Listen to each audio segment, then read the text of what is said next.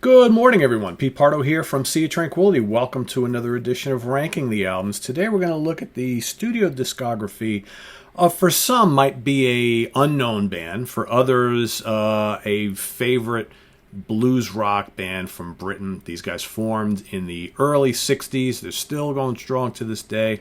Talking about the Groundhogs. No, not that cute, furry little creature that crawls around your backyard and digs holes. We're talking about an actual band. For a good number of years in the late 60s throughout the late 70s, at times they were more of a power trio. At times they were a four-piece. But the guy at the helm all the way through their career is a guy named Tony McPhee. Another one of those kind of like unknown guitar heroes, also the vocalist in the band as well. Serious player. And this band's got a lot of really good albums. We're going to talk about 11 studio albums. They actually have 13, although two of them, they haven't really, in more recent years, they really haven't done much recording. They play live occasionally, but they've got a couple of late 90s studio releases that were more like blues tributes. One called Hogs in Wolf's Clothing, which was a Howling Wolf tribute, and the other is Muddy Waters Songbook, obviously a tribute to Muddy Waters. So we're not going to talk about those two today. They're fine for what they are, traditional type blues stuff, tributes to those artists, but we're going to talk about their albums of, mostly original material here. So we're going to start with my number 11, work my way back to number 1. Some of these albums are really, really strong. Others are, kind of like more mediocre, but the good ones are really, really good. And like I said, if you like bluesy, hard rock music with a fair amount of psychedelia thrown in at times, especially on the early stuff. A lot of guitar hero moments, some great guitar work on these albums. Very, very cool music, I think. I really like the Groundhogs. I'm very happy I discovered these guys probably like maybe 5 or 6 years ago. I would say if you like kind of like, like the classic early era Fleetwood Mac, so this is the Peter Green era, early Savoy Brown, maybe some Cream.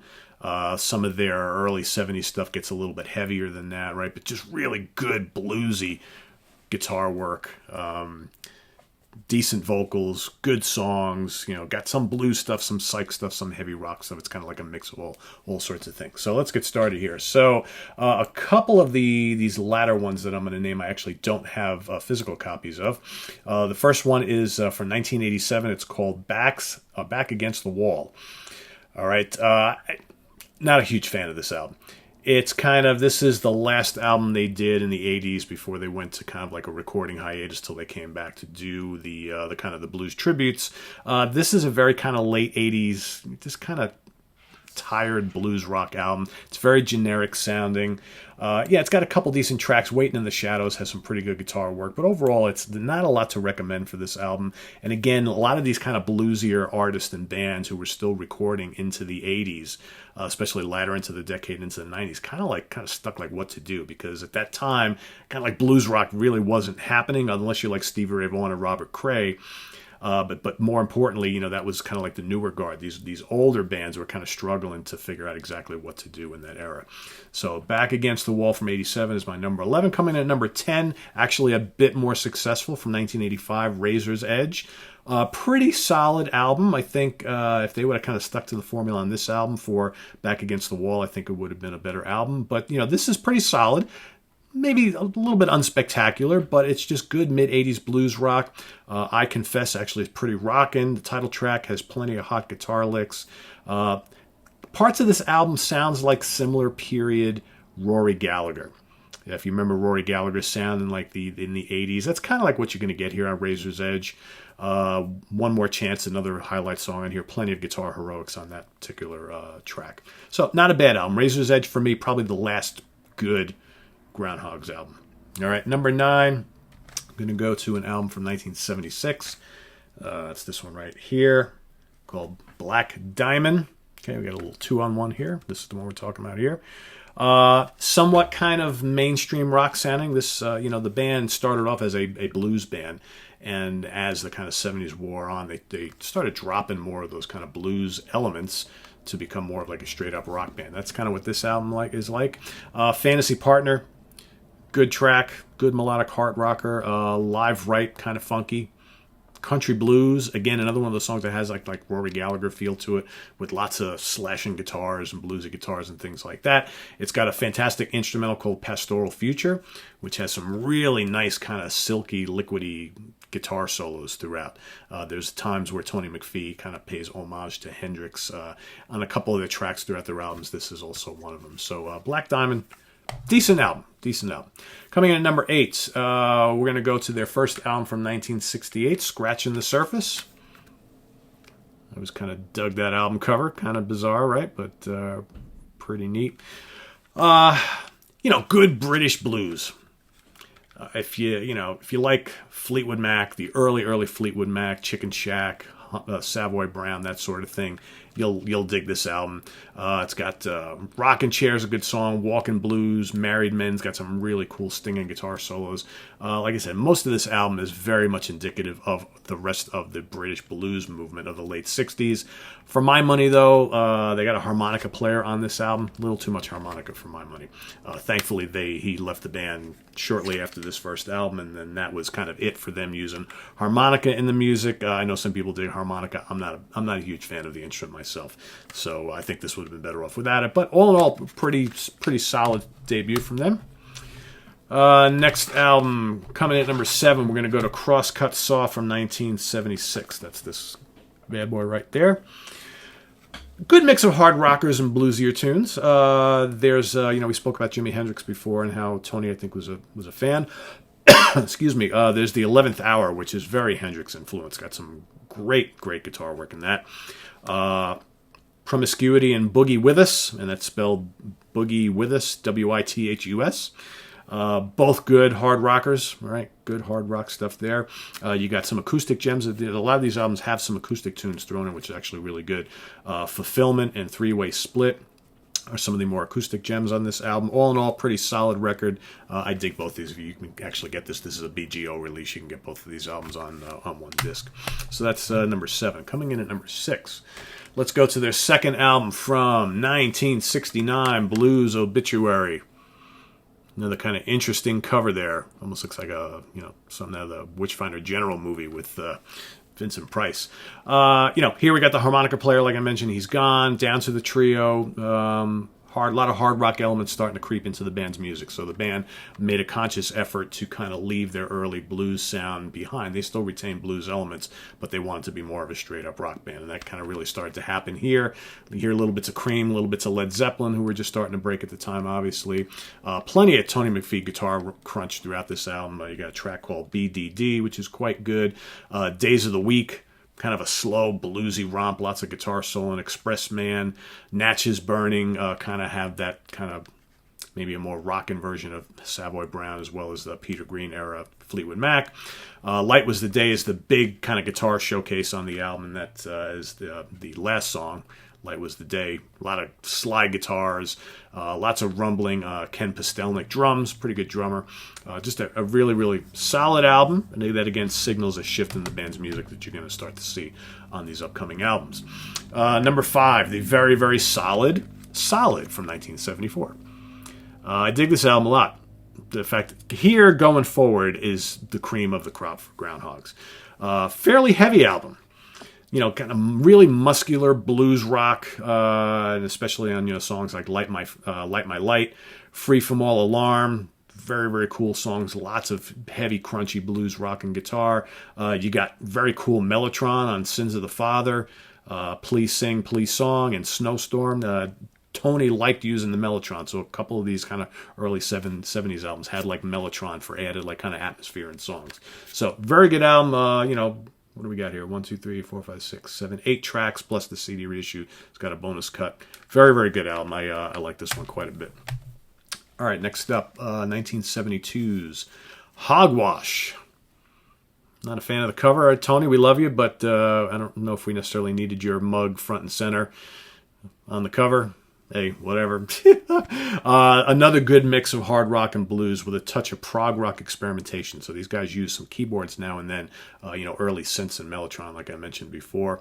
I love Miss Ogeny. Another kind of play on words. They did that quite a bit. So Miss and OGYNY, Misogyny, is a good track.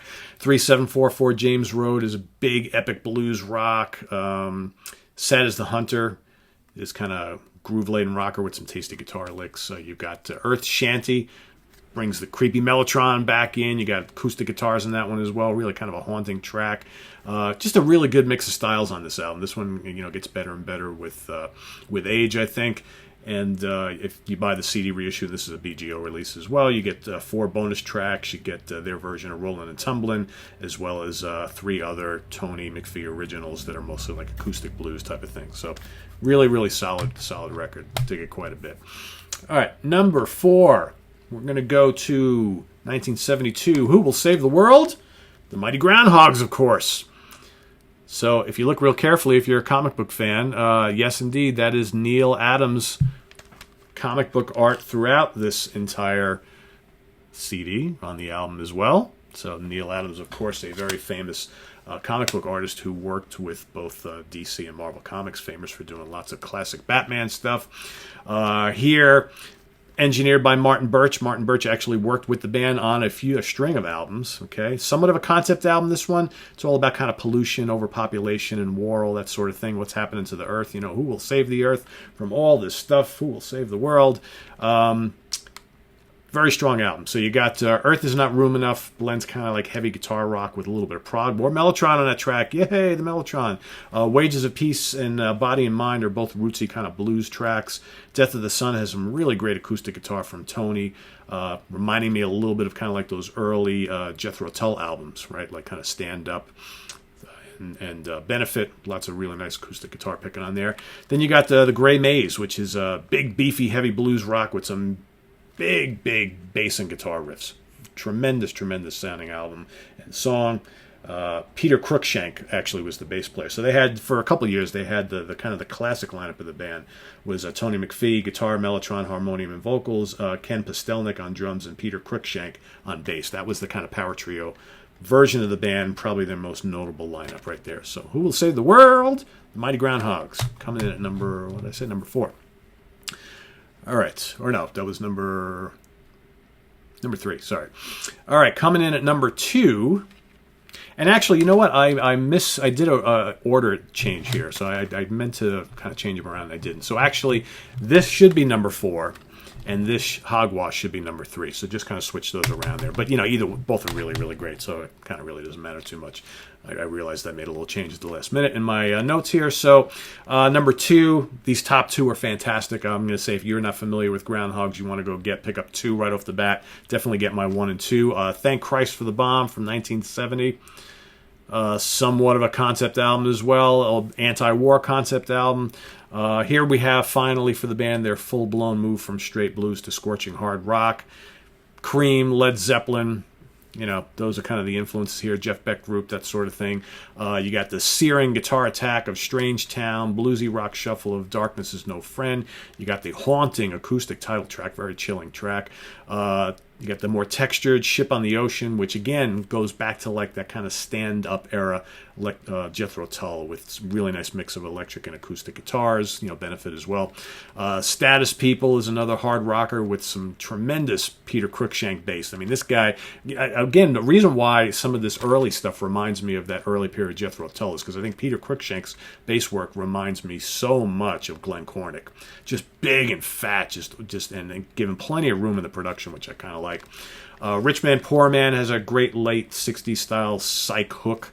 You listen to it, you'll kind of know what I'm talking about. And then you got a song, Eccentric Man, which is kind of like the second cousin of The Who's Boris the Spider. Again, Peter Cruikshank, just laying it on the booming bass. Just love it. Very, very cool album. I always dug the album cover too. There's the guys right there. Another good mix of styles, though, which is a really cool thing about this band.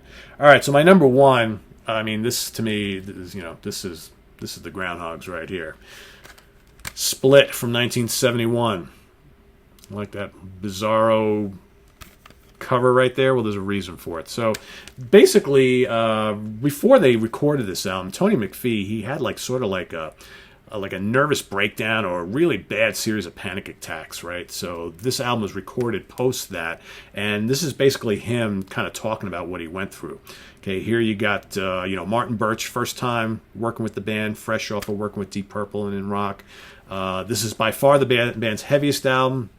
A lot of fuzz tone riffs, a lot of wah-wah guitar solos, rumbling rhythms. You got the absolutely scorching 4-part title track suite, which is, we're roughly, 15 minutes or thereabouts, something like that. A lot of psychedelic blues and heavy rock. You got a song called Cherry Red, which is kind of crispy, funky blues rocker. You got A Year in the Life, back to like heavy power trio rock. And then you got Junkman, kind of slows thing down to a kind of like an atmosphere kind of cream level. Kind of hear a little cream in that song. And then you got Groundhog closes out the album in heavy fashion with, a little bit of quirky blues, but it's still pretty heavy and beefy. A very, very heavy album. You want that kind of like early 70s big fuzz tone riffing stuff, right? But, bluesy fuzz tone riffing. This is the album for you. This is the album for you. But a lot of good albums here, too. I do want to mention, before we kind of recap the list here, along those lines of if you like that kind of early 70s, big bluesy, fuzzy, heavy blues rock, hard rock, psychedelic rock, definitely check out their Live at Leeds album. Yes, the same Leeds that The Who recorded their Leeds at. This basically recorded live at Leeds University, April 13th, 1971. Only 5 tracks. It's not very long, but here you got the power trio once again playing Cherry Red Garden, Split Part 1, Groundhogs Blues, and Eccentric Man. Man, you talk about some wild-ass guitar playing, ladies and gentlemen. This has got it right here. Raucous and raw with lots of fuzz and screaming guitar leads and just absolutely ground-shaking rhythms. A great live album, like one of the underrated, kind of unknown live albums of the early 70s. So there you have it. Groundhogs, ranking the albums. Let's recap. So coming in at number 1, Split from 1971. Coming in at number 2, Thank Christ for the Bomb from 1970. Coming in at number 3, Hogwash from 1972. Coming in at number 4, Who Will Save the World? Who Will Save the World? The Mighty Groundhogs from 1972. Got to say it with a question. Number 5, Solid from 1974. Number 6, Blues Obituary from 69. Number 7, Crosscut Saw from 76. Number 8, Scratching the Surface from 68. Number 9, Black Diamond from 76. And then coming in at number 10, Razor's Edge from 85. And number 11, Back Against the Wall from 87. So there you have it. Groundhogs. It's Blues Rock Day here on Sea of Tranquility. Check these guys out if you haven't. A really, really cool band. Like I said, if you dig like early Fleetwood Mac, Savoy Brown, 10 Years After, early Zeppelin, Cream, all that kind of stuff. Early Jethro Tull, that classic Chicken Shack, all that kind of stuff. Check these guys out. Okay, they, maybe not quite as heavy as like Mountain or something, but at times they could be. A lot of great Tony McPhee guitar soloing and riffs and things like that on these albums. So check them out. And visit us on the web at www.seaoftranquility.org. We're on Facebook, we're on Twitter. Of course, we're here on the mighty YouTube all the damn time. Remember, check in the video description below. If you guys are interested in Sea of Tranquility merch, we've got t-shirts, we've got hoodies, we've got mugs and stickers. I believe hats are on the way, so stay tuned for that. The link will be down below. We've also got our Ko-Fi link below too if you'd like to donate to the channel, help us out, and getting new stuff and making all this happen on a regular basis. So, and let those ads run at the beginning so we can keep going on here, right? And we'll see you later on. We got a big day here today. Tonight, tune in later tonight. We've got an interview with Alex Skolnick of Testament and Trans-Siberian Orchestra coming on the show to talk one-on-one with yours truly. We're going to talk about that new Testament album, what may happen with the TSO tour later in the year with coronavirus, as well as some cool kind of like prog and fusion things that he's working on as well. So stay tuned for that later on tonight. We'll see you then, guys. Take care. Bye-bye.